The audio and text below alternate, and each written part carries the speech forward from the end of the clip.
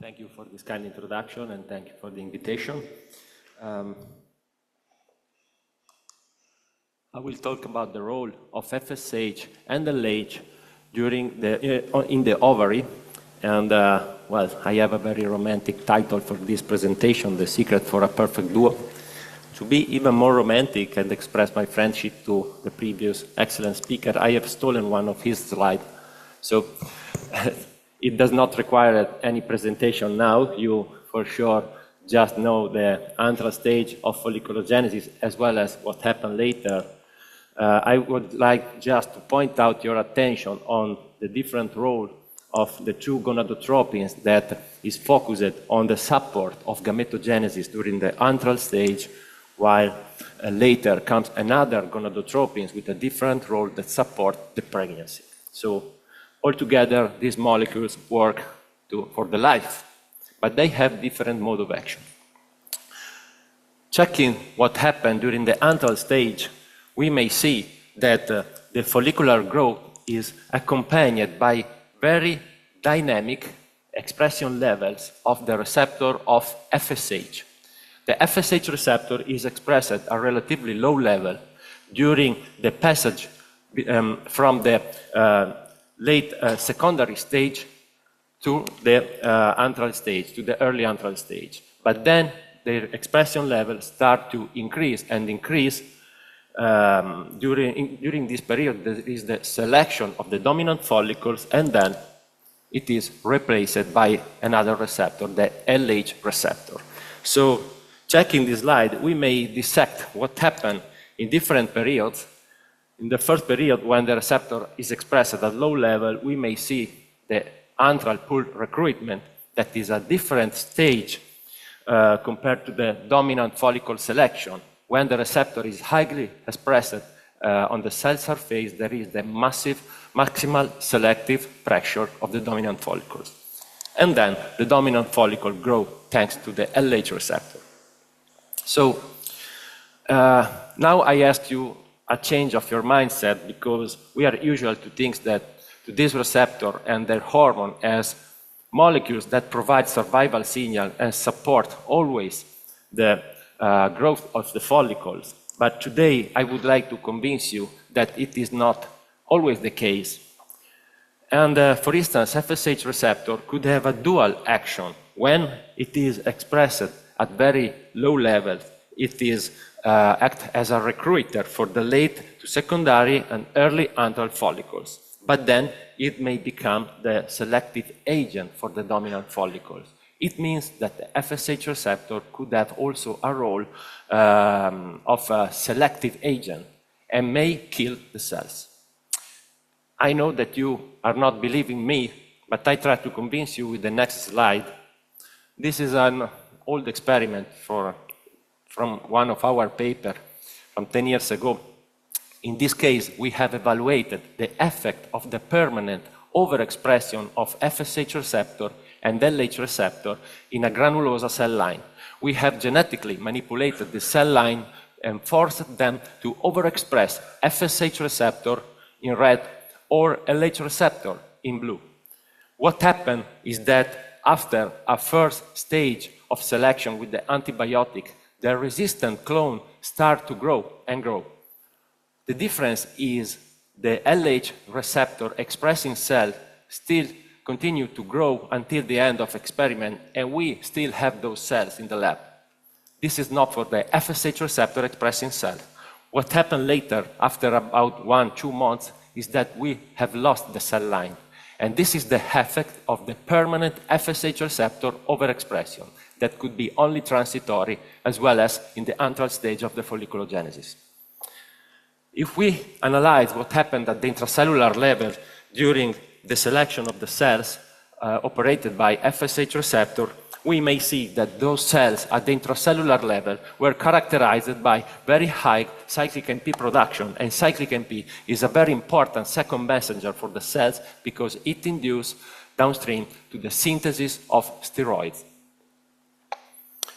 Unfortunately for the cells, at the same time, the cyclic MP has activated also death signals that in this case were evaluated as activation of the caspase-3 enzyme. And caspase is a molecule that cut the DNA and killed the cells.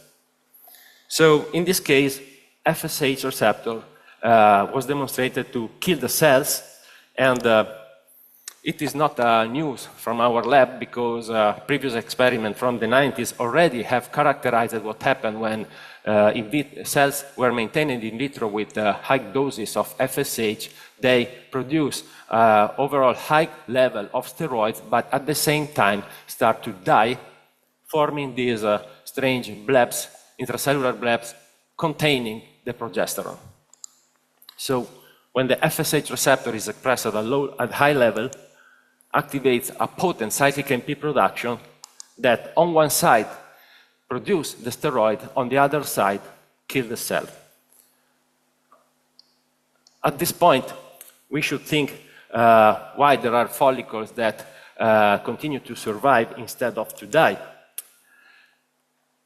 In vivo, the signal induced by the FSH is translated into the estradiol production.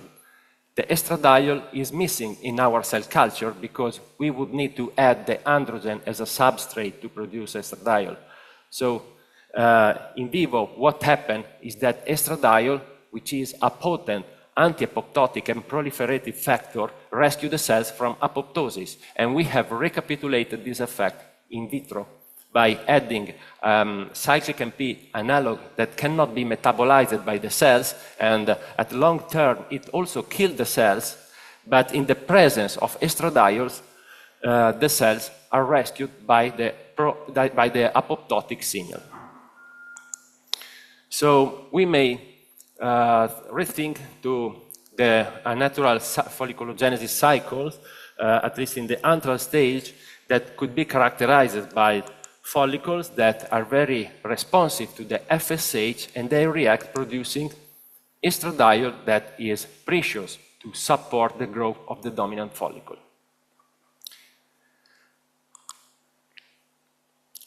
Now we should point out the tension on which kind of characteristic should have the dominant follicle to not die together with all the rest.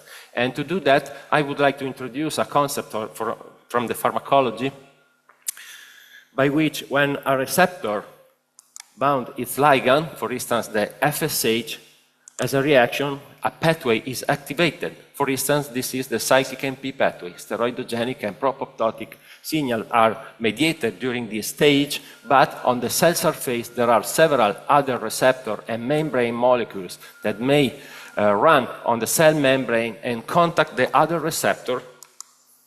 This is the so-called receptor heterodimerization, and in this case, the red one receptor is operating a sort of allosteric modulation by which the ligand reprogram and the receptor reprogram the signaling towards other signaling pathways that could be survival pathways. This is what occurs likely during the secondary to antral transition, when the FSH receptor is expressed at low level and could be contacted by a poor number of LH receptor, and in this case the signal is a sort of LH-like signal that accompany the early antral follicle that enters in the mid-antral stage and become a large follicle that start to be selected by increasing FSH receptor levels. What happened later is that the dominant follicles to be rescued need to change its metabolic state by expressing another receptor that potently activate and shift completely the signaling towards survival signal. This is obviously the LH receptor, and this is the topic of my talk today. So at this point you can imagine the LH receptor as well as the FSH receptor as a scale. This scale may balance cell survival signal or steroidogenic and propoptotic signals. And when we had the LH receptor to the scale, what we obtain is that we unbalance the signaling mediated by this receptor towards the cell survival. This is exactly what is demonstrated by this graph. It's a technical picture showing how the LH treatment on the cells, granulosa cells, results in the phosphorylation of two key enzymes named ERK1/2 and AKT. They are kinases that activate downstream proliferative signals and are precious to rescue the cells from the apoptosis, while the other are control cells. So, to dissect how the LH activates the signaling, we have to understand a concept that is the following, because we know that LH, when contact its receptor, activates cyclic AMP as well. And it is true, LH activates cyclic AMP and downstream activates steroidogenesis. And at least in a certain way, it could result in vitro, in the activation of that signal as all the rest, all the other gonadotropins. But what happened is that the receptor, once it is activated, starts to be phosphorylated at the intracellular level, and this is the signal to recruit other molecules, such as beta-arrestin APOL1. It's not important that you remember this name, but are molecules that operate the internalization of the ligand receptor complex, and this is the specificity of the LH signal that start to activate the ERK1/2 and AKT pathways that rescue the cells and activate survival signals instead of death signal. What happened later is that the receptor is internalized even more and recycled on the cell surface or destroyed. So coming back to this slide, I hope that you have clear now how LH activates the survival signal, but now I have to apologize with you because earlier I have lied to you. The red bars are not the control cells. The red bars are the signal obtained by treating the cells with another molecules that act on the same receptor of LH. It is the human chorionic gonadotropins. When we administer this molecule to the same cells in vitro, we cannot see the activation of ERK1/2 and AKT. It means that ACG is less potent than LH in activating directly survival signal. What we have obtained instead is that ACG is more potent than LH in activating the steroidogenic potential of the cells.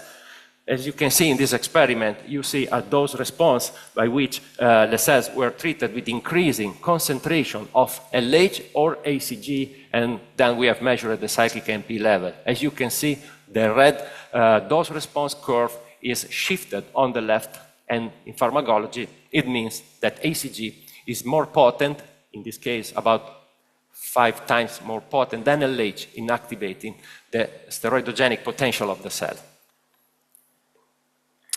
So these data are quite obvious to me that I am a molecular biologist. LH and ACG has a different structure. They contact differently the receptor and interact with different sites of the molecule. So it means that these two molecules may activate a different behavior of the receptor when they contact it.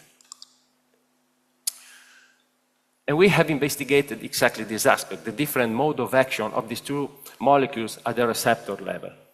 We did this experiment using a super resolution microscopy.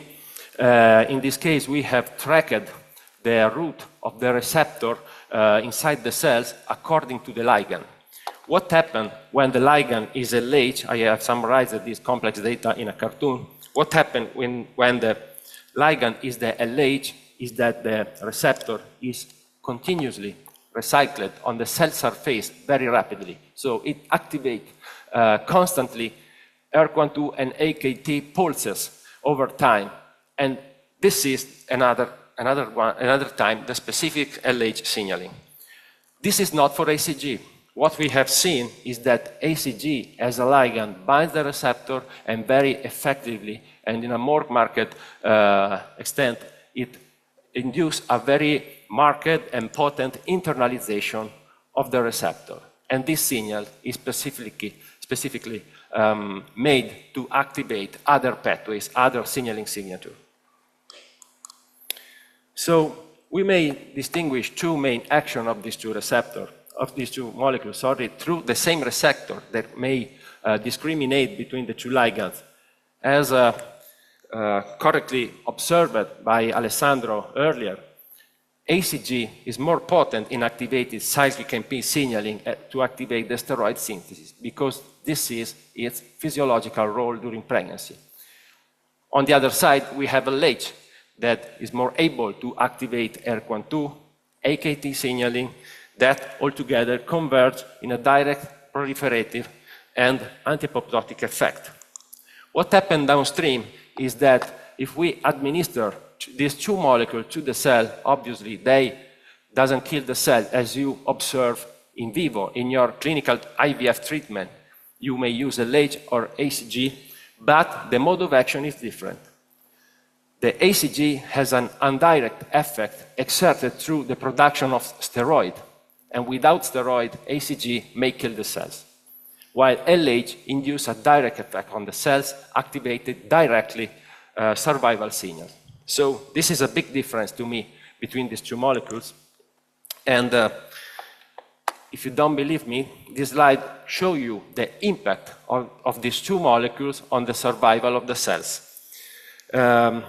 They have different signaling signature, and in the middle of this slide, you will see the impact on cell viability. As you can see, LH increase the viability of cell, and this is not for ACG. But it is even more interesting what happened if to the treatment we add also FSH, because when you use these molecules, these two compounds in vivo, you always have a mixture of both FSH and LH or ACG. Well, adding FSH, it exacerbates the specificity of these two molecules. In this case, as you can see, FSH potentiates the phosphorylation of the ERK1/2 pathway, and on the other side, on ACG, it increased the potency of two of the molecules that becomes even more steroidogenic. But in vitro, under this condition, in the absence of estradiol, what we obtain is that ACG kills the cells. So, to come back to the romantic title, this is the secret for a perfect duo. In vitro, we may optimize the treatment of the cells and induce and select the proliferative and anti-apoptotic signals using FSH and LH. And considering this data is not surprising to us, what we have obtained in previous experiment when we have treated granulosa cells from normal responder patients with increasing doses of LH in the presence of FSH. And what we have obtained is that LH, in this case, in vitro, optimizes even the steroidogenic potential of those cells because of its action on the cell metabolism. So these cells become more steroidogenic and doesn't die in vitro. And this is the same in subresponder patient and in poor responder also.